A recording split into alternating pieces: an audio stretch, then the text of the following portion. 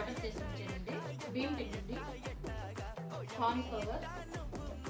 బియ్యం పిండి ఎందుకు నేను వేసానంటే క్రిస్పీగా ఉంటుందండి, తిన్నప్పుడు బాగుంటుంది, అందుకోసం వేసానండి. ఇప్పుడు గారెల పేస్ట్ వేసుకోవాలండి, అది ఎక్కువ పడుతుంది. మీకు టేస్టీ సరిపోయినట్టు సాల్ట్ వేసుకోవాలండి. లెమన్ వేసుకోండి, ఆయిల్ వేసుకోండి, ఇలా కలుపుకొని ఇలా మ్యారినేట్ చేసుకోవాలి. మా హస్బెండ్ సౌదీని తెచ్చండి, క్రిస్ప్ బాగుంటుంది.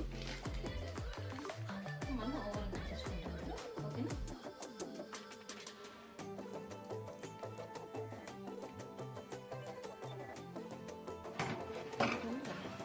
200 టెంపరేచర్